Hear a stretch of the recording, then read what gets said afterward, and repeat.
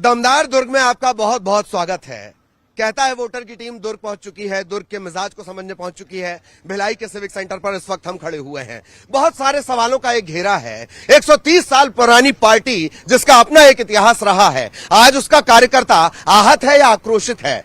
प्रचंड जनादेश वाली पार्टी, आखिर उसके पास क्या बाली की ताकत आ चुकी है? रामायण के पात्र बाली, जिसके सामने खड़ा हो जाए उसकी आधी ताकत खींच ले। क्या इसके अलावा लगभग विश्वगुरु की घोषणा के बीच में 80 करोड़ लोगों को अभी भी अनाज बांटने की जरूरत है? इसके अलावा जब हम ट्रेनों की बात कर रहे हैं, वंदे भारत कर रहे हैं, एसी के कोच 12 बढ़ा दिए जाते हैं, स्लीपर के कोच 5 कम कर दिए जाते हैं। ऐसे तमाम मुद्दे जो देश से जुड़े हैं, प्रदेश से जुड़े हैं। बहुत काबिल एक पैनल भी हमारे साथ है, वोटर भी हमारे साथ है, राजनेता भी हमारे साथ है, कारोबार जगत से जुड़े हुए लोग भी हमारे साथ हैं। और अगर वोटर इसमें शामिल होना चाहे, खुद से शामिल होना चाहे तो उसका स्वागत। अगर वो शामिल होता है तो अच्छा, अगर वो शामिल नहीं होता है तो और अच्छा। उसकी वजह है, अगर आप आज सवाल नहीं पूछेंगे तो कल जब आप सुविधाएं मांगने जाएंगे थोड़ी सी शर्म आपको जरूर आएगी। बहरहाल चर्चा के सिलसिले को आगे बढ़ाएंगे। सबसे पहले किन मुद्दों के साथ चुनाव में कितने कॉन्फिडेंट हैं आप? पूरा 400 तो पार होगा ही। मोदी जी के नेतृत्व में ऐसा समय कभी भी नहीं आया था। इतनी संख्या में हमें सीटें मिलेगी, संसद की सीटें। हम भी पूरा आत्मविश्वास है, पूरे देश को विश्वास है। का नारा आपकी बार 400 पार। जी जी जी, आपकी बार 400 पार। आपके हिसाब से? बिल्कुल 400 पार। एक तरफ नारा है 400 पार, दूसरी तरफ मैंने अभी कहा भी था कि कार्यकर्ता कांग्रेस से आहत है या आक्रोशित है। भारत जोड़ो यात्रा निकली और भारत न्याय यात्रा निकल रही है। सक्सेस रेट दोनों का बहुत फासला है। न्याय यात्रा का सक्सेस रेट आप खुद देख लीजिए। देखिए, आप देखते होंगे कोर्ट में भी जो केसेस चलती हैं, तो आप देखते होंगे जो सच रहता है, जो जिसमें सच्चाई रहती है, उसको संघर्ष ज्यादा करना पड़ता है और अंततः जीत सच्चाई की होती है। मैं बिल्कुल मानता हूं अभी परिस्थितियां थोड़ी हमारे विपरीत है, लेकिन इसका मतलब ये नहीं कि हम चुनाव नहीं। 2018 में सत्य जीता, छत्तीसगढ़ में फिर सत्य हार गया। देखिए, छत्तीसगढ़ में इन्होंने झूठ का जो प्रोपेगेंडा चलाया, मोदी की गारंटी मतलब झूठ की गारंटी, मोदी की गारंटी मतलब फरेब की गारंटी। इन्होंने महतारी बंधन योजना लाया। आपको मैं बताना चाहूंगा, छत्तीसगढ़ में 1,03,00,000 शादीशुदा हमारी माताएं बहनें हैं, लेकिन उन्होंने उसमें 75 टो नियम घुसा दिया।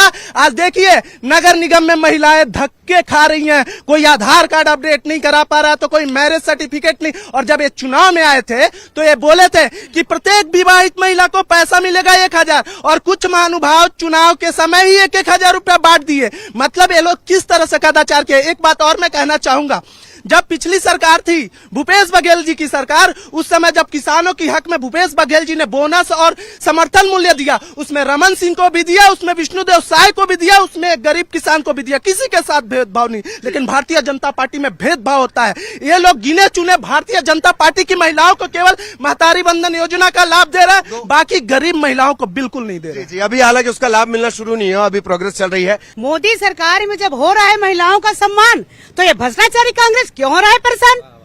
भ्रष्टाचारी कांग्रेस क्यों परेशान? जी प्लीज। मोदी जी की गारंटी आज पूरा देश का एक एक व्यक्ति मानता है कि मोदी जी की गारंटी में सच्चाई है। और ये बोल रहे थे 75 कॉलम, मैं मानता हूं 75% महिलाएं पूरी छत्तीसगढ़ की इस योजना से लाभान्वित होंगी। और इनसे बड़े ढोंगी कहां मिलेंगे। इन्होंने कहा था 2,500 रुपए भत्ता युवाओं को, प्रत्येक बेरोजगार युवाओं को देंगे। क्या स्थिति रही उसकी?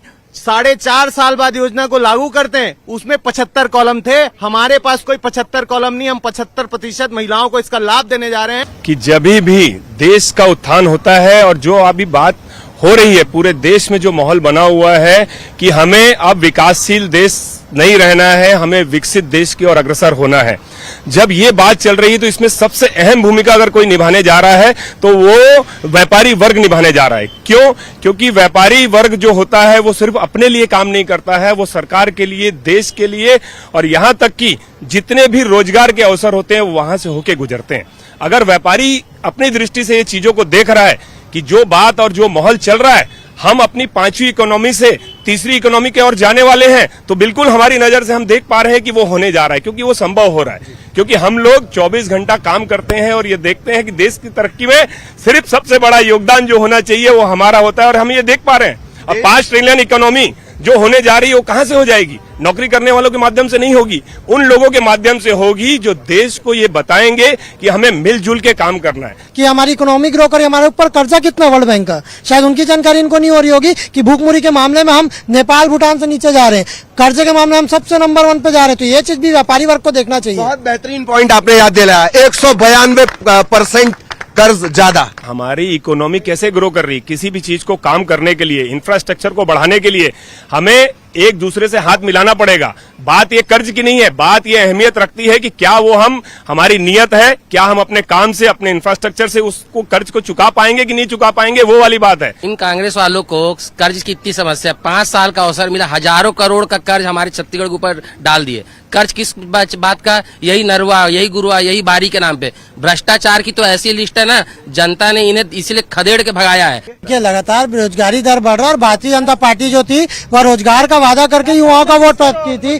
ठीक है, 10 साल में 20 करोड़, हर साल 2 करोड़ रोजगार, पर बातें की सब बातें धरातल पे कहीं नहीं दिख रही है। मोदी जी का सपना है विकसित भारत का, और विकसित भारत का की जो यात्रा चल रही है वो अनवरत अविरत चलेगी। आप देखते जाइए इस लोकसभा के बाद भारत कहां से कहां जाता है। अब की बार 400 पार है, और जो कांग्रेसी भाई भी मैं बोलना चाह रही थी, मैं कहती जवाब मैं नहीं दूंगी, जवाब जनता ने दिया है, जनता ने उनको खदेड़ के भगाया है। कांग्रेस के नेता से लेकर कार्यकर्ता तक भारतीय जनता पार्टी के काम को देख करके और ये मानसिक तनाव में रहते हैं, सबसे बड़ी के मानसिक तनाव में रहते हैं। इनके नेता के भी है, कार्यकर्ता के भी है। एक बात कहना चाहूंगी, भारत सिंगापुर के साथ आजाद हुआ था। 60 साल भारत क्या स्थिति में रहा और सिंगापुर की क्या स्थिति थी, तब बताइए अब नरेंद्र मोदी के नेतृत्व में भारत कितना विकास कर रहा है, ये गौर फरमाइए। महंगाई के साथ में लोगों का इनकम भी बढ़ रहा है, कई गुना इनकम बढ़ रहा है। जो स्कूटर में थे आज कार में चल रहे हैं, जो साधारण स्लीपर में सफर करते थे वो एसी में और प्लेन में जा रहे हैं। महंगाई के साथ बढ़ रही है कमाई। कि नरेंद्र मोदी जी के ऊपर पूरे देश के सभी युवाओं को भरोसा है, सभी माताओं को भरोसा है। 1 करोड़% ये दिल पे हाथ रख के बोलेंगे कांग्रेसी, ये भी जानते हैं इस बार ये चुनाव हारने वाले हैं, बेचारे बेमन से यहाँ पे हैं, हम जानते हैं इनकी भावनाओं को और इनके भावनाओं की कदर करते हैं। 2003 की यही स्थिति थी, छत्तीसगढ़, मध्य प्रदेश और राजस्थान हार गए थे। 2004 में वापस कांग्रेस आई थी और वहाँ पे बहुत फील गुड चलता था, इंडिया शाइनिंग चलती थी, अटल जी का एक स्वच्छ छवि का चेहरा था। उसके बाद भी भारतीय जनता पार्टी को मुँह की खानी पड़ी और केंद्र में कांग्रेस की सरकार आई। मैं देख रहा हूँ तो अभी भी बीजेपी 400 पार है। वो जिस तरीके से 400 पार करना चाहती है वो ऑलरेडी 400 पार है, तो वो इस तरीके से क्यों कर रही है? मतलब मोदी जी ने देश को सफाई का एक बहुत अच्छा कार्यक्रम चालू किया था, पर आखिरी में डस्टबिन अपनी पार्टी को बना दिया। इससे मुझे बहुत बड़ा सवाल, प्रधानमंत्री जी ने सफाई का कार्यक्रम शुरू किया, कांग्रेस की तरफ से इनका कांग्रेस को लेकर इनका ये सवाल है, और अपनी ही पार्टी को डस्टबिन बना दिया। मैं आ रहा हूँ आपके पास। कांग्रेसी परेशान है, परेशान रहने दीजिए उनको। उनके अंदर आक्रोश है, पार्टी खत्म हो चुकी है, आक्रोश बरकरार है, आक्रोश भी ज्यादा दिन नहीं चलेगा। हमारे दूर स्टेशन को 350 करोड़ रुपए मिला है और अभी डेवलप कर रहा है, एयरपोर्ट जैसा उसको बनाया जा रहा है। तो स्वच्छ भारत अभियान में सब चीजें हो रही है, तो कांग्रेसियों को पेट में दर्द क्यों हो रहा है, मुझे समझ नहीं आ रहा। 60 साल में इतना कर्जा नहीं लिया गया, उतना 10 साल में मोदी सरकार ने लिया गया। नीरव मोदी कहाँ भागे हैं, विजय माल्या कहाँ भागे? सब ऐसे कर्जा देंगे और देश से बाहर चल देंगे। 2 रुपए में गोबर खरीद के मिट्टी मिला के उसको 10 रुपए में किसान को जबरदस्ती बेचने वाले कांग्रेसी और विपक्ष जो है वो ऐसी भाषा बोलते हैं कि बाद में उनको माफी लगाना पड़ता है। आरोप तो बहुत लगाते हैं मोदी जी के ऊपर, लेकिन बाद में इनको माफी मांगना पड़ता है। मैं बोलती हूँ ऐसी बात बोलते ही क्यों है कि उनका कांग्रेस पूरा साफ हो जाता है। राम भक्त है, बिल्कुल है, हम लोग राम भक्त हैं और रहेंगे। 2014 में वो बदलाव आया जब ऑल इंडिया कांग्रेस कमेटी की तरफ से ये कहा गया कि जो प्रदेश के दफ्तर हैं वहां पर अब वो पर्व भी मनाए जाएं। मसलन इफ्तार की पार्टी में अगर आप शामिल होते हैं तो गणेशोत्सव भी आपको मनाना होगा 2014 से। मैं बोल रहा हूँ ये सब राम मंदिर का विरोध करने वाले लोग हैं।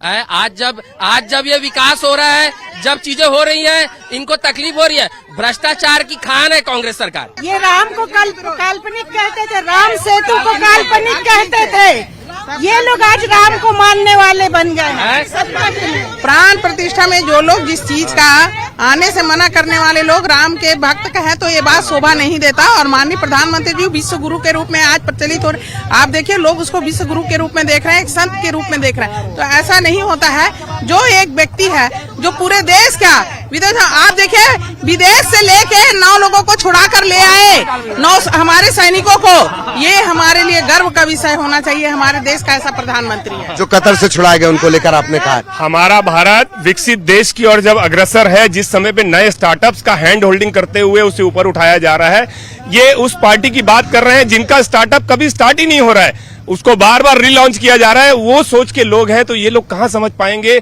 जो हमेशा से भारत को विकासशील का तमगा लगाए हुए लोग हैं। तो विकसित भारत की जो आशाएं हैं वो इनको नहीं समझ में आ सकती, क्योंकि इनका स्टार्टअप ही कई बार फेल हो चुका है। उनका स्टार्टअप कांग्रेस पार्टी 70 साल राज करी है, और आज निश्चित अगर विपक्ष में है, हमारी जनता जनार्दन हमको नहीं जनादेश दिए, हम इसको स्वीकारते हैं, लेकिन हम हारे नहीं है और ना हार मानते हैं। निश्चित तौर पर हम स्टार्टिंग से फिर से लड़ेंगे और फिर से आएंगे। और श्री राम का नारा मैं लगाना चाहती हूँ, जय श्री राम, जय श्री राम। राम मंदिर का बात, श्री राम है। ये राम मंदिर का बात कर रहा है भैया, आपको खुद पता होगा, ये डॉक्यूमेंट्स भी मौजूद है। सदन में भारतीय जनता पार्टी के मंत्री ने राम जी का जो पुल है उसको काल्पनिक और चूना पत्थर इस बार के सदन में बताया। अगर नहीं बताया होगा और अगर मैं झूठ बोल रहा हूँ भैया, तो मैं राजनीति छोड़ दूंगा, भिलाई छोड़ दूंगा।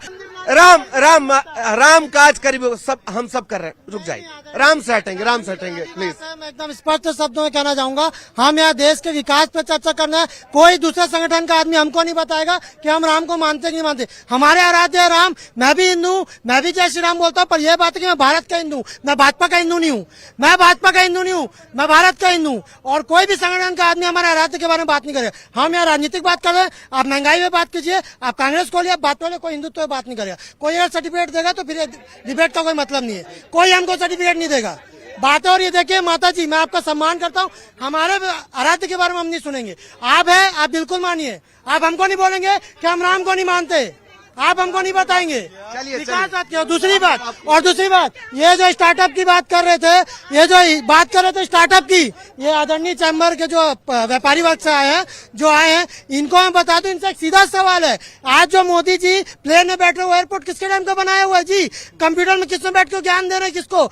कांग्रेस ने जब आया था ना हमारे पास, खाने पैसे नहीं थे, लोग बोलते देश नहीं बचेगा, वहां से कांग्रेस ने देश को लाके इस स्थिति में बनाया। हम लोग का जो देश है, हम 70 साल अगर राज किए हैं, आजादी के समय से अगर हम लोग साथ में रहे हैं, तो निश्चित तौर पर हम भी हिंदू हैं और हिंदुत्व को हम मानते हैं। लेकिन इस देश के जो लोग, जिस समय हमारे देश आजाद हुआ था, आजादी कराने में जो लोग, सब लोग, हर जाति धर्म के लोग अगर एक साथ मिल के काम किए, तो आज सभी को बराबर का हक मिलना चाहिए और उनका सम्मान होना चाहिए। सभी को बराबरी का हक। बहुत शॉर्ट में प्लीज। भैया कंप्यूटर का बात कर रहे थे, हमारे देश में डिजिटल इंडिया के रूप में नरेंद्र मोदी जी ने स्थापित किया देश को। इन्हीं के मंत्री थे, सदन में बोलते थे आलू वाला कैसे डिजिटल पेमेंट लेगा, सब्जी वाला कैसे डिजिटल पेमेंट लेगा। ऐसी सोच के लोग, जिनको पता ही नहीं था कि आलू वाला सब्जी वाला भी डिजिटल पेमेंट कर सकता है। कंप्यूटर जब आया था, आपने भी, हाँ देखिए क्या है ना, ये कांग्रेसियों की बौखलाहट है, आप समझ सकते हैं। जब देश को ना डेवलप होते हुए देख रहे हैं ना, तो इनको छोटी छोटी जो समस्याएं दिख रही है, इनको देश नहीं देख रहे। हमारा देश कहाँ चंद्रयान तक पहुंच गया है, लेकिन आज भी इन लोग छोटी छोटी बातों को उसको नुकसान डालते हैं। कांग्रेस के बड़े नेता इस बात को समझ गए हैं कि बड़े बड़े देश तक जाएंगे हमारे प्रधानमंत्री जी, सभी नेता इसीलिए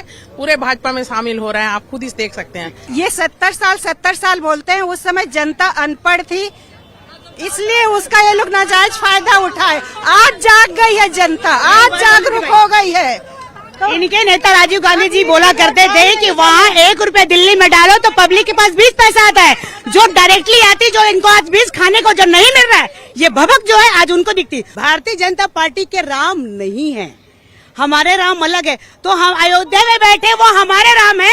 मैं इन लोग से पूछना चाहती हूँ, इनके राम कौन है? भारतीय जनता पार्टी के राम कह करके इनके राहुल गांधी, सोनिया गांधी सबको निमंत्रण दिए, तो ये क्यों नहीं है? वो तो हमारे हिंदुओं के नाम हैं। मैं पूछना चाहती हूँ। मैं कह रहा हूँ, ये सोनिया गांधी ने बयान दिया था, अगर राम मंदिर बनेगा तो अरब कंट्रीज तेल देना बंद कर दिए। आज मोदी जी ने अरब कंट्रीज में राम मंदिर बनवा के रख दिया। आप कहाँ है उनके बयान? हमारे राम और बीजेपी के राम का बात उन्होंने कहा। बताइए आज ये लोग भारतीय संस्कृति में राम को भी भारतीय जनता पार्टी के लोग बांटने का काम कर रहे हैं। चलिए, जब आपने पूछ ही लिया था कि हमारे राम कौन है, तो मैं बताता हूँ। हमारे राम सबरी के राम है, हमारे राम केवट के राम है, हमारे राम वो है जो कभी भेदभाव नहीं किए, हमारे राम वो है जो सबको लेके चलते थे। लेकिन भारतीय जनता पार्टी जो प्रोपेगेंडा रच रही है, वो केवल राम को अपना बता रही है कि हमारे ही यहाँ भाई राम सबके है। और जब ये पूरी बहस चल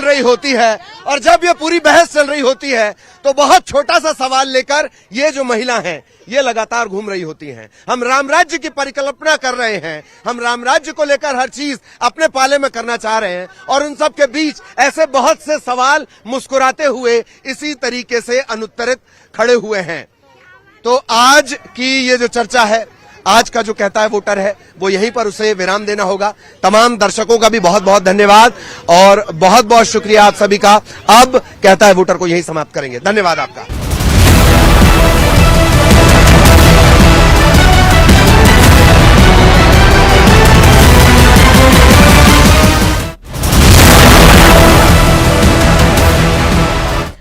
और अब बात उज्जैन की, जहां कुछ